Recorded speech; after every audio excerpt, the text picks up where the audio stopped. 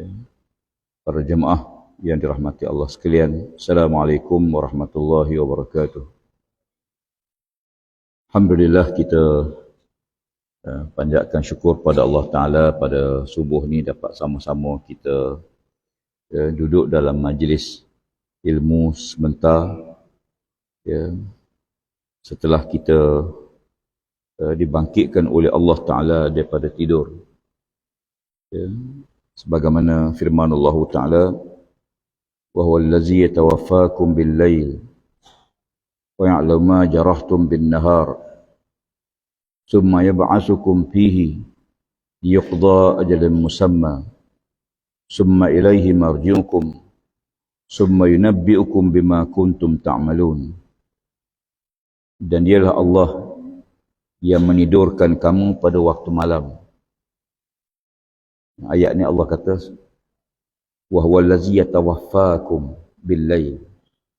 Dialah Allah yang mewafatkan kamu, yang mematikan kamu. Tidur-tidur tu disebut tawaffa. Wafatlah, wafat, mati. Ya. Tidur-tidur ni umpama mati. Dialah Allah yang menidurkan kamu bil-lail pada waktu malam. Wa ya'lamu ma jarahtum bin-nahar. Dan dia juga Allah Ta'ala yang mengetahui apa yang kamu buat pada siang hari. Ya.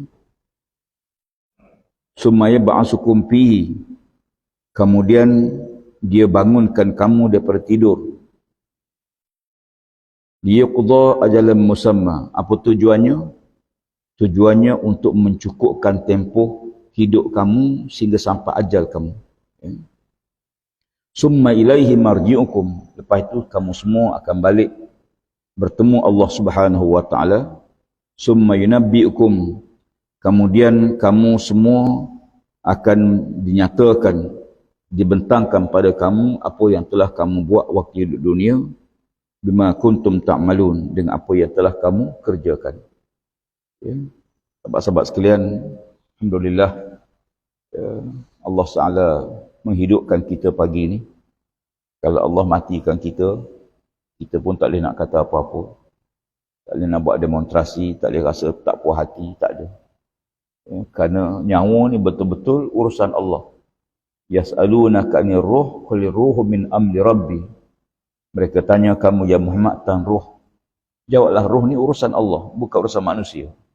Bukan urusan doktor pakar, bukan urusan kerajaan, bukan urusan mana-mana kementerian, bukan urusan mana-mana PBT. Dia urusan Allah sepenuhnya.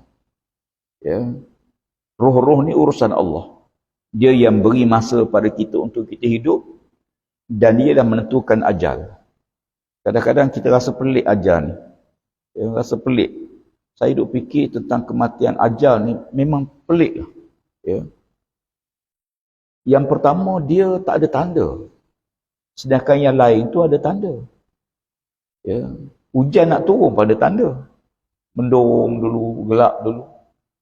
Ya. Tapi mati ni tak ada tanda. Adalah disebut, ada, ialah banyak riwayat tentang tanda-tanda. Tapi kita tak, ya, dipanggil ajal maut ni tak ada.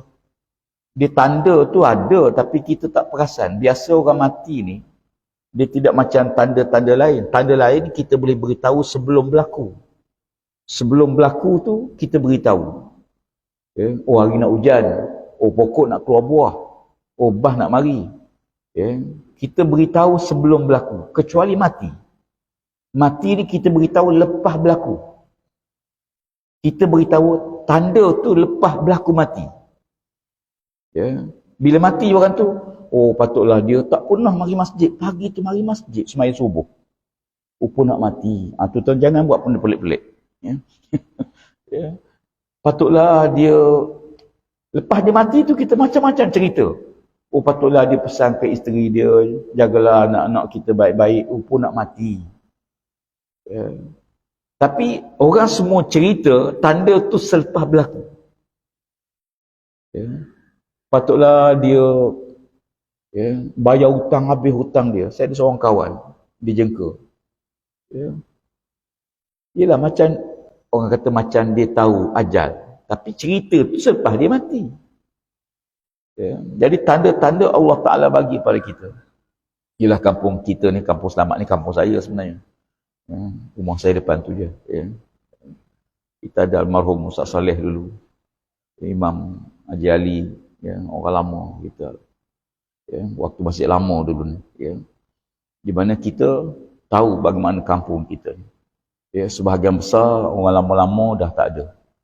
Ya. Tapi ajal ni kadang-kadang dia mari, dia ambil orang muda. Ya. Kadang-kadang muda mati dah. Ya. Kadang-kadang baru lahir mati dah. Kadang tak ada lahir mati dah. Sebab tu saya kata pelik. Ajal ni benda yang sangat pelik. Ada orang mati kerana sakit. Tapi ada orang mati tengah sihat. Dari segi logik tak patut matilah. Sebab tengah sihat mati. Jatuh pokok. Ada tengah tidur mati. Ya. Mati mengejut. Ya. Ada orang yang sakit lama, bertahun-tahun tak mati-mati. Ya. 2 hari lepas saya dapat maklumat, dapat berita sedih. Ya. Kat rumah saya di Bandar Pusat Jengka. Ya. Imam Masjid Jengka 14 ni, dia kena stroke. Dia imam mengajar kata-kata. Masya Allah. Habis boleh kata banyak masjid lah. Daripada muda lagi dia tiap-tiap hari mengajar, takdir Allah Ta'ala satu hari kena stroke. Ya, sebelah tubuh dia, suara pun tak keluar, tak boleh bercakap. Yang jaga dia isteri dia.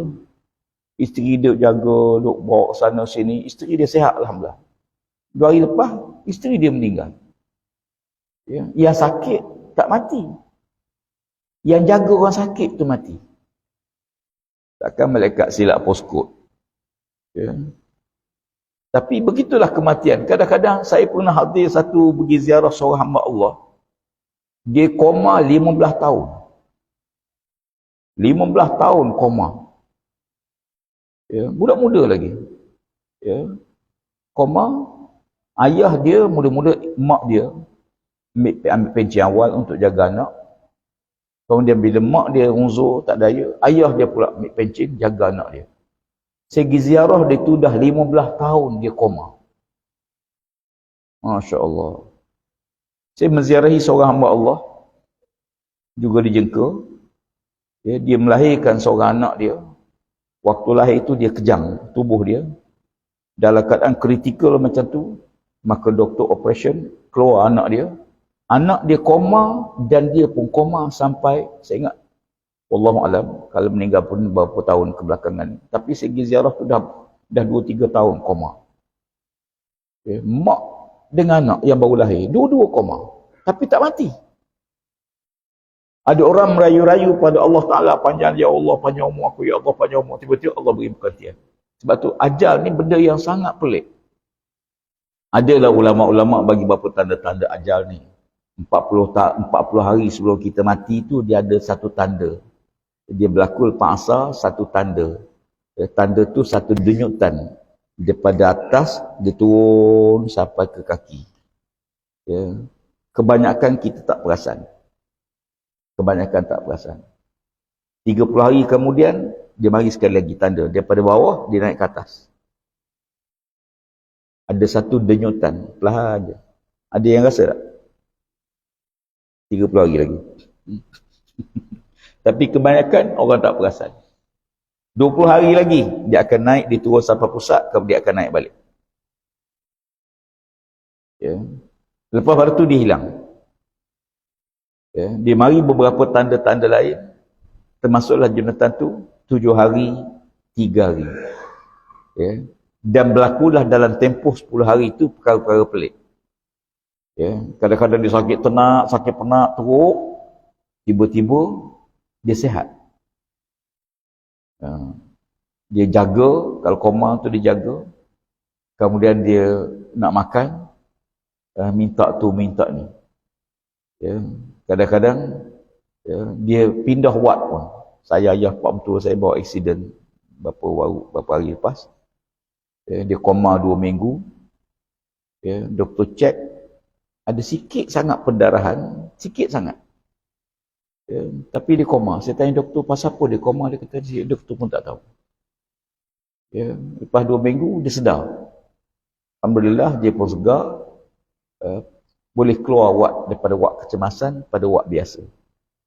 Ya, pindah. 2 hari pindah, meninggal dunia. Dia sihat sekejap. Waktu tu macam-macam, dia rasa nak makan nasi lemak, dia rasa nak makan itu, dia makan ni. Biasanya kita bagilah. Biasa makan lah. Jarang jaga-jaga tu rasa nak kahwin lain, tak ada. Kalau ada tu nak sihat tu. Biasa. Kemudian 2-3 hari. Maksudnya ajal ni satu benda yang sangat unik. Sebab tu Allah Ta'ala sebut wabtaghi fima atakallahu daral akhirah wa la tansa nasibaka minad dunya wa ahsin kama ahsanallahu ilaik wa la tabghil fasada fil ardh. Ya. Allah Ta'ala firman dalam Quran, wabtaghi makna kamu pulun sungguh-sungguh. Kamu pulun sungguh-sungguh, usaha sungguh-sungguh, dapatkan sungguh-sungguh habuan nasib kamu di akhirat. Ya. Pulun sungguh-sungguh. Pasal apa? Sebab ni tentu, barang tentu. Ya. Hidup kematian tentu, hidup semula akhirat benda tentu. Maka Allah kata kamu pulun sungguh-sungguh untuk dapat nasib habuan kamu di akhirat esok. Cuma wala tansa, jangan lupa nasib kamu dunia. Dunia Allah kata jangan lupa. Akhirat Allah kata pulun sungguh-sungguh akhirat. Tapi jangan lupa ke dunia. Ya. Wala tansa nasibaka minad dunya, kamu jangan lupa nasib kamu di dunia. Dia duk pulun akhirat sampai tak di dunia, tak boleh. Tapi yang ramai pulun dunia sampai lupa akhirat. Itu yang ramai. Ya, yang ramai pulun dunia ni sampai tak semayang. Ya. Ada orang kadang-kadang cuba tanya diri dia, bila hari akhir mari masjid? Ya. Jumaat lepas, Jumaat ke Jumaat, seminggu mari sekali rumah Allah. Seminggu hari sekali. Pasal malam berapa kali sehari? Pasal minggu berapa kali kita pergi sehari? Pejabat tiap-tiap hari. Rumah Allah seminggu sekali. Allah Rabbi. Cuba tanya, bila hari akhir kita buka Quran? Ya, tiap-tiap hari baca Facebook. Tiap-tiap hari buka handphone. Berjam-jam. Berapa hari kita baca, berapa lama kita baca Quran? Bila hari akhir kita buka Quran? Ya. Cuba tanya, bila hari akhir kita sedekah? Minta maaf cakap. Kadang-kadang rezeki kita payah ni kerana kita berkira dengan Allah Ta'ala. Ya. Siapa berkira dengan Allah, Allah berkira dengan kita. Saya jumpa seorang, dia ni orang susah, orang miskin. Orang miskin. Ya. Tapi, ialah miskin-miskin kita pun tuan sekalian, ialah yang susah sangat-sangat kita akui. Di sana ada orang yang susah. Ya. Kaih pagi, makan pagi. Ya, tapi ada orang yang sangat berkira sampai tak pernah sedekah pun ada. Seminggu tak pernah bersedekah. Walaupun sikit, kena sedekah. Ya. Kerana sedekah ni, dia nak sedekah ni.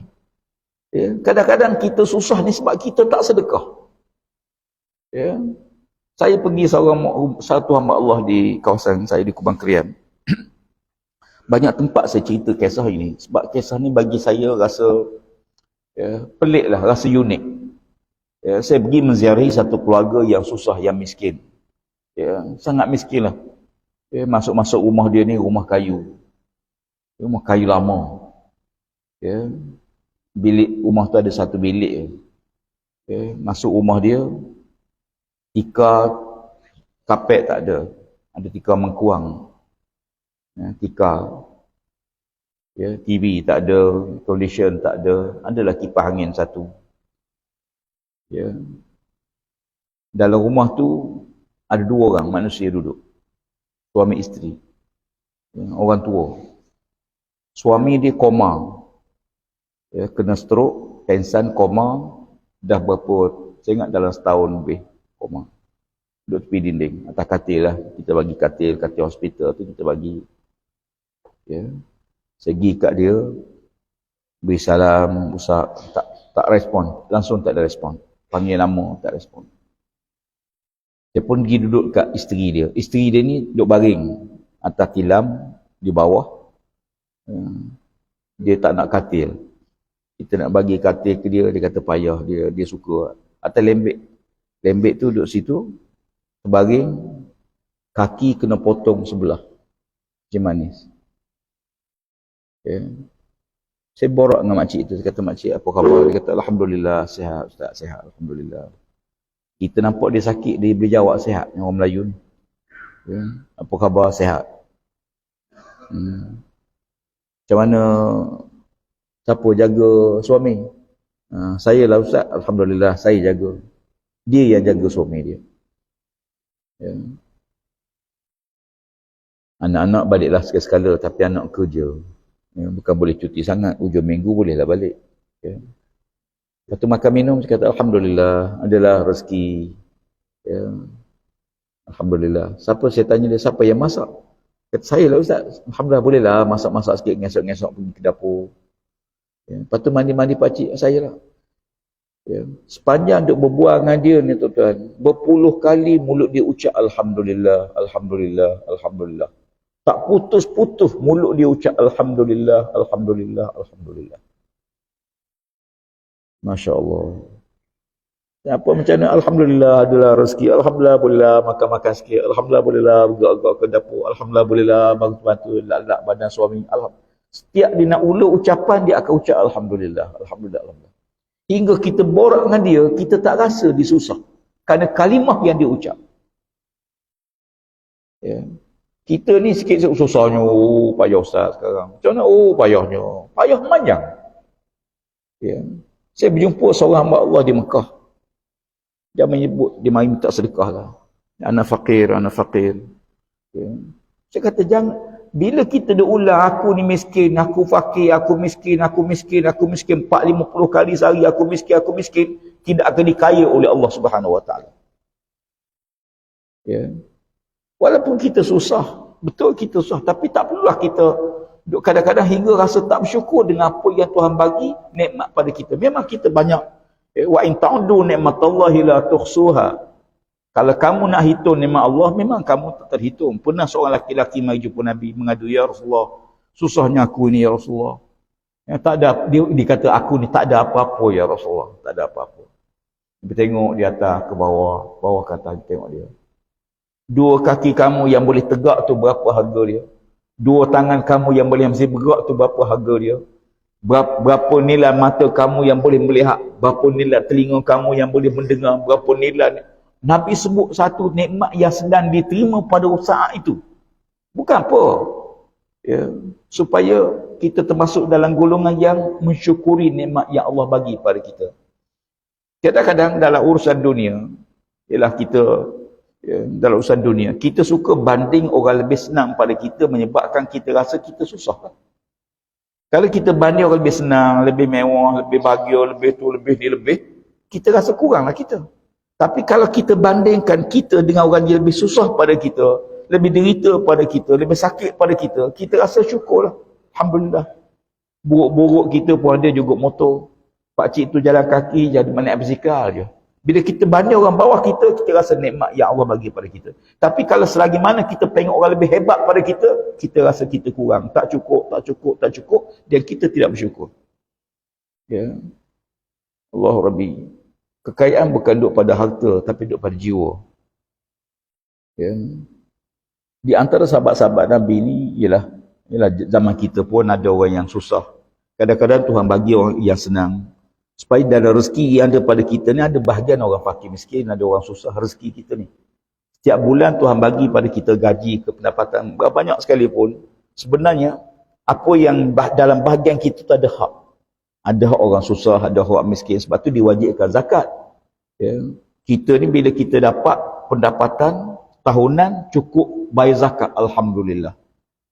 Alhamdulillah. Ya. Kita berniaga, ya, pendapatan tahunan kita cukup untuk kita keluar zakat, Alhamdulillah. Selagi tak cukup, boleh bagi sedekah, boleh. Tapi sedekah pahala sikit. Ya, sebab tu kalau kita berniaga, biar sampai boleh keluar zakat. Kalau kita bekerja, biar sampai boleh keluar zakat.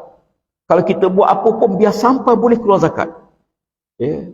Kalau tu ada emas, kita pakai gelam emas sebagainya. Biar sampai boleh keluar zakat. Pasal apa? Kalau sampai tahap sampai nisab boleh keluar zakat, bermakna pahala kita besar. Ya. Tapi kalau tak cukup, kira-kira tak cukup zakat, tak cukup nisab nak keluar zakat. Ya, tak cukup. Boleh sedekah.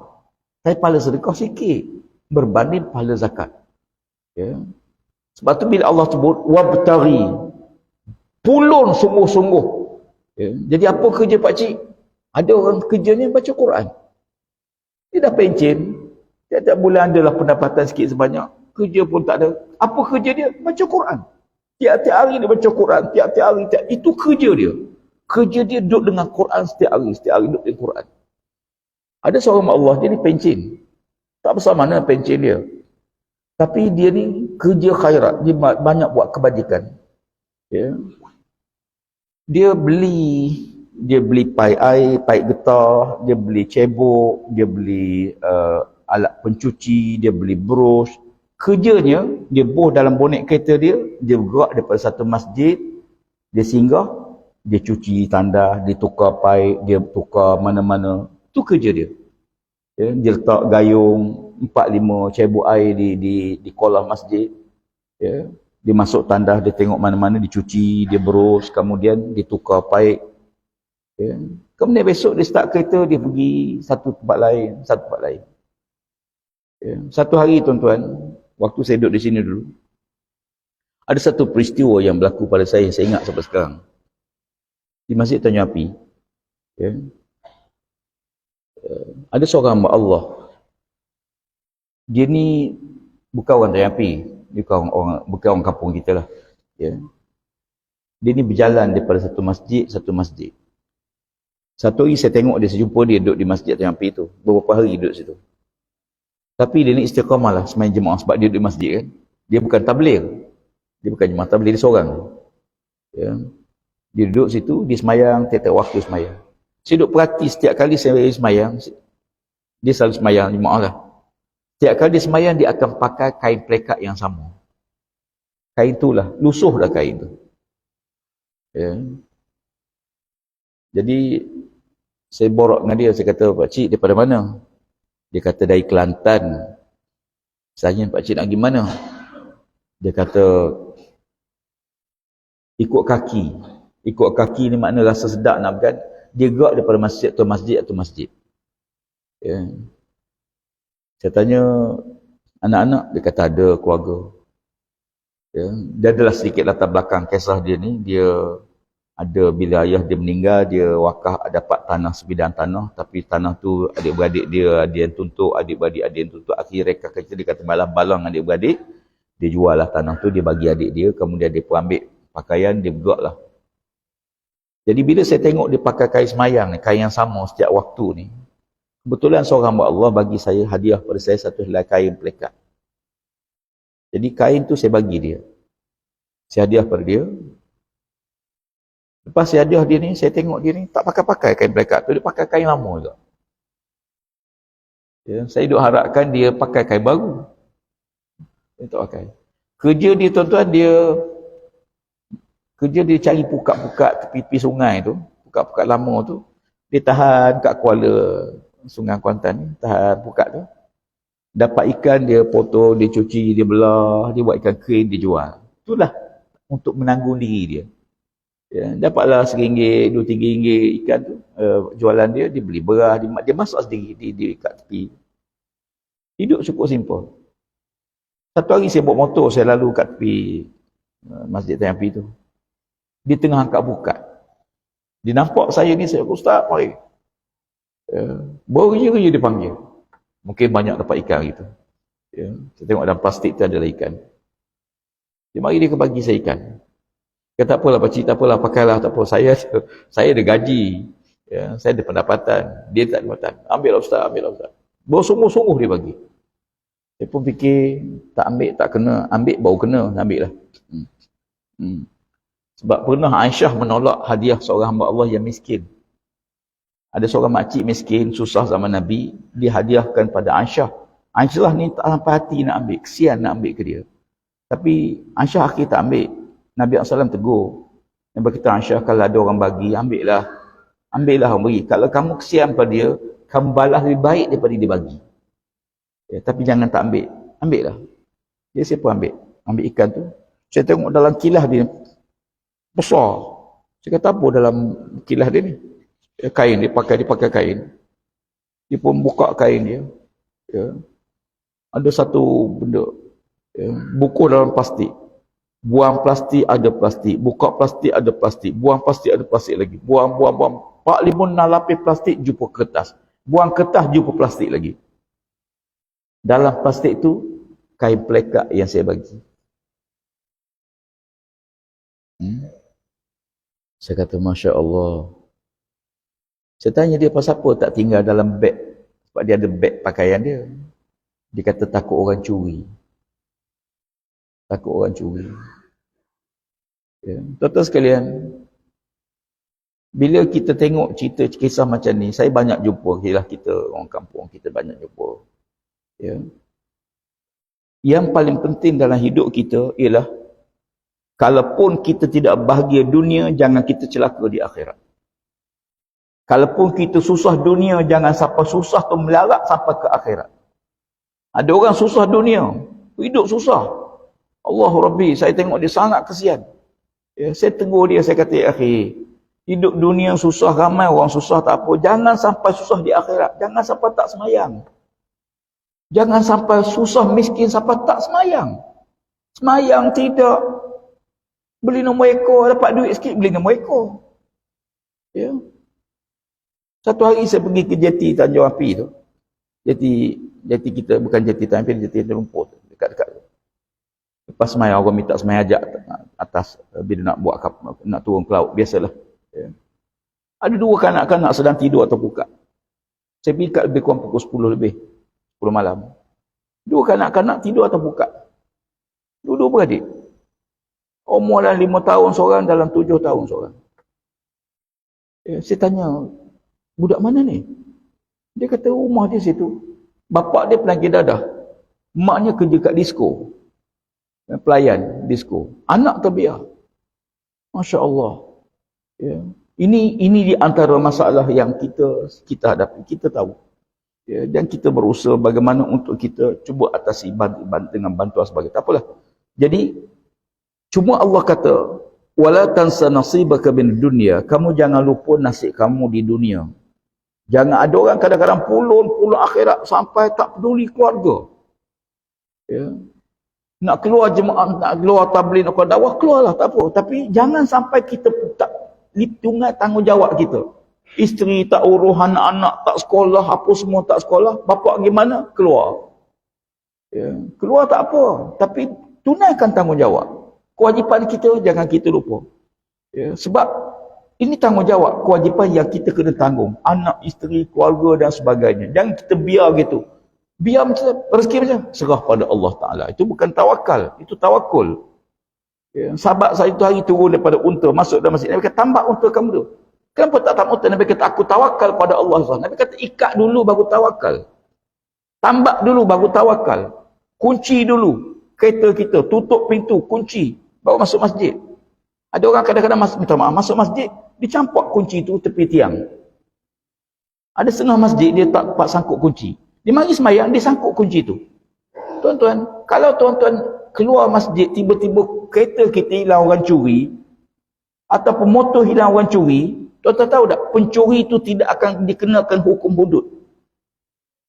Tak kena hukum hudud.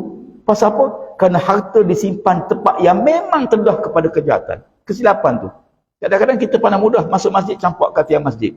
Keluar-keluar tengok orang tengah semayang, orang ambil motor kita. Yang sedapnya, yang curi motor tu semayang sekali, cuma habis awal. Ya. Takbir sekali. Imam rokok hilang, rupanya curi. Dalam masjid orang curi sekali. Allahu Rabbi. Ya. Wala waftaid ma'atakallahu dan akhbatan wala tansa nasibaka min wa ahsin kama ahsanallahu ilaik. Allah kata buat baiklah kamu kepada makhluk Allah sebagaimana Allah buat baik pada kita. Memang payah kita nak buat baik pada makhluk sebagaimana Allah buat baik pada kita, tapi Allah suruh. Ya. Kalau kecil hati kita dengan orang, kadang-kadang kita balah satu kampung. Ya. Ada jiran kadang-kadang kerja jahat dia buang sampah rumah jiran. Ada. Ya. Ada sampah dalam plastik, dia campak bawah rumah kawan dia, rumah jiran dia. Ya. Allah Rabbi, ada seorang sahabat, ya Rasulullah, jiran aku ni teruk betul ya Rasulullah. Ya, perangai dia teruk betul. Ya, semua kekotoran rumah dia campak rumah aku. Nabi kata sabarlah. Dia pun sabar. Mari lagi jumpa. Ya Allah, tak tahan aku dengan jiran aku, ya Allah, teruk sangat. Ya. Teruk sangat jiran. Perangai jiran dia ni. Jenis jahat. Ya, dengan jiran. Nabi kata sabarlah. Sampai 4-5 kali sabar. Ya. Allah Rabbi. Jadi dalam konteks ini Allah sebut, buat baiklah kamu kepada makhluk Allah sebagaimana Allah buat baik pada kamu. Wala tabril fasad fil ard. Jangan buat kerosakan di muka bumi. Al-fasad. Jangan buat kerosakan di muka bumi. Jangan buat al-fasad. Allah sebut zaharal fasad fil barri wal bahri bima kasabat aydin nas. Ya, berlaku fasad, kerosakan. Ini kerosakan atas dunia ni disebabkan tangan manusia. Ya, kalau kita lihat kepada satu peringatan Allah dalam Al-Quranul Karim, agak menarik ayat ni untuk kita sikitlah, masa kita tak panjang pagi ni. Allah sebut waja'alna as-samaa'a saqfan mahfuza wa hum an ayatiha mu'ridun. Surah Al-Anbiya ayat 32.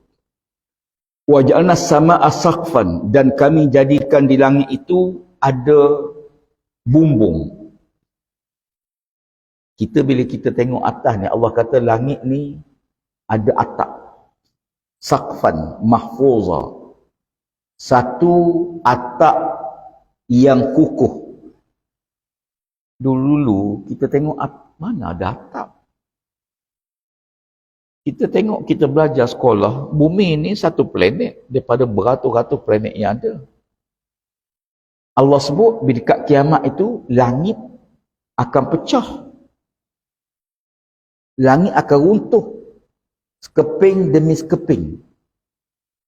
Ya. Saya meneliti ayat ni, tengok berapa pandangan-pandangan ulama-ulama yang awal dan pandangan-pandangan ahli-ahli sains yang moden. Saya agak tertarik dengan pandangan bahawa ayat yang Allah sebut di langit itu ada atap yang kukuh, dengan makna bahawa di langit itu ada satu lapisan yang kukuh. Orang sekarang panggil lapisan ozon. Ya. Allah Ta'ala ni dia buat pada atas kita ni ada satu lapis. Beribu kilometer, satu lapisan gas. Beratus jenis gas duduk berkumpul di situ, jadi penapis mahfuzah yang terpelihara, kukuh ni, supaya panah bumi ni diserap. Lapisan tu akan menyerap panah bumi ni. Ya, kalau panah ni tak diserap, bumi akan panas. Yang kedua, matahari bila dipancar ke bawah ni ada penapis dulu, supaya pancaran matahari ke bumi ni sesuai untuk hidup. Ya, jadi mahfuzah ni satu lapisan yang kukuh. Dekat kiamat Nabi kata apa dia? Allah sebut langit tu akan pecah. Sekeping-sekeping. Sekarang dia mula pecah sekarang. Lapisan ozon sekarang mula menipis. Ya. 16 September 1987. 16 September 1987, hari pertama seorang saintis bertemu satu lubang. Ya, satu lubang, lapisan ozon tu dah bocor, dah ada satu lubang. Di mana? Di Antartika Selatan, Kutub Selatan. Ya, hari itu dikenali sebagai Hari Ozon Sedunia. Tahun 87 baru jumpa satu lubang. Maknanya penapis, kalau kita penapis teh ni bocor dah satu, tapi kecil. Kemudian lapisan tu makin banyak. Dan dia makin nipis dah, makin nipis. Ya, sekarang dunia duk gempa ni kerana tu, tuan-tuan. Ya. Allah sebut bagaimana jangan melakukan al-fasad, sebab kerosakan tu dia akan mendatangkan kesan secara langsung. Kita ibarat kalau kita duduk atas pokok, ambil gergaji, kita duduk satu dahan, kita kerak dahan pokok tu. Padahal kita duduk dahan tu.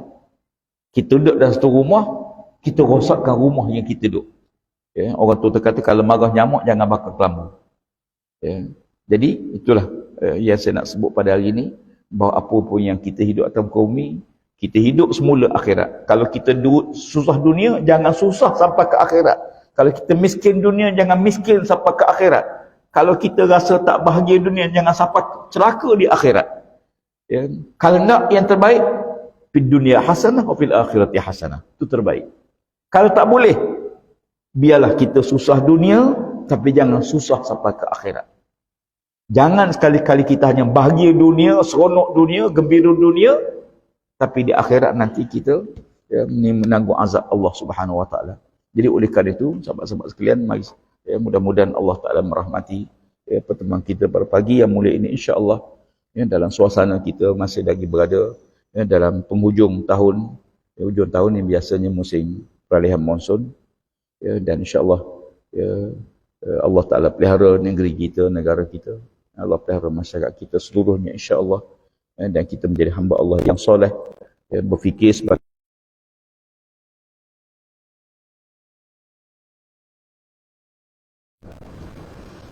wallahu alam. Dan mudah-mudahan diberkati Allah Ta'ala panjang umur jumpa semula pada masa-masa akan datang, insya-Allah. A'udzubillahi minasyaitonirrajim. Bismillahirrahmanirrahim. Alhamdulillah Rabbil Alamin, wassalatu wassalamu ala asyrafil anbiya'i wal mursalin Sayyidina Muhammad wa ala alihi wa sahbihi ajma'in. Allahumma zidna wa la tanqusna wa akrimna wa la tuhinna wa radana wa rada'ana ya arhamar rahimin. Rabbana aftah bainana wa baina qawmina bil haqq wa anta khairul fatihin. Allahumma inal haqqa haqqan warzuqna ittiba'ah wa inal batila batilan warzuqna ijtinabah. Rabbana atina fid dunya hasanah wa fil akhirati hasanah wa qina azaban nar. Wa sallallahu ala sayyidina Muhammad wa ala alihi wa sahbihi أجمعين. سبحان ربك رب العزة عما يصفون وسلام على المرسلين والحمد لله رب العالمين.